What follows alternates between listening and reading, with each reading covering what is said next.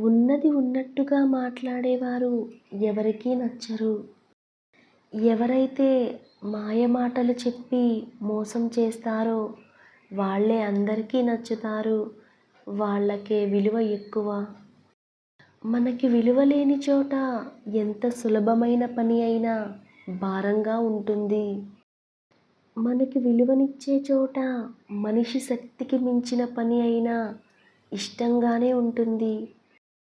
జీవిత ప్రయాణంలో ఎన్నో సమస్యలు, సంతోషాలు, ఎన్నో బాధలు, పరిచయాలు అన్నీ కలిస్తేనే మన జీవితం.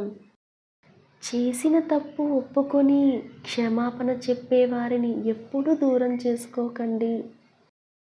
ఎందుకంటే అలాంటి వారు నిజాయితీగా ఉంటారు. వాళ్ళు అన్నిటికంటే మీకే ఎక్కువ విలువ ఇస్తారని తెలుసుకోండి. అది బంధమైన, స్నేహమైన. ఒక్కసారి మనసులో బాధ పోవడానికి ఏ మందు పనిచేయకపోవచ్చు. కానీ మనసుకు నచ్చిన వాళ్ళు కాసేపు ప్రేమగా మనతో మాట్లాడితే చాలు, ఎంతటి బాధనైనా మర్చిపోవచ్చు. చేజారిన బంధం, నోరు జారిన మాట ఎప్పటికీ తిరిగి రావు.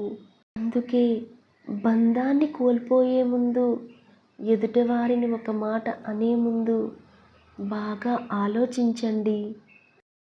మనం మాట్లాడితే కానీ మాట్లాడని బంధాలను వదిలేయడమే ఉత్తమం. చెప్పుడు మాటలు విని నోరు జారిపోకు. మీరు విన్నది నిజం కాకపోతే ఇప్పటి వరకు మీ మీద ఉన్న మంచితనం, గౌరవం మంచులా కరిగిపోతాయి. ఆ తర్వాత ఎంత బాధపడినా ప్రయోజనం శూన్యం. జాగ్రత్త మిత్రమా. లోపాలు లేని మనిషి, లోటు లేని జీవితం ఎవరికీ ఉండదు.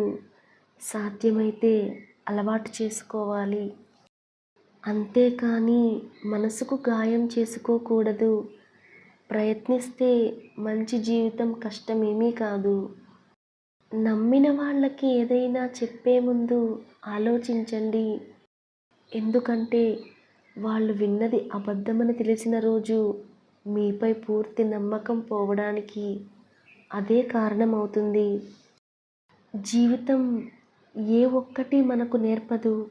మనకు ఎదురయ్యే మనుషుల ప్రవర్తన నుండి మనం నేర్చుకోవాలి.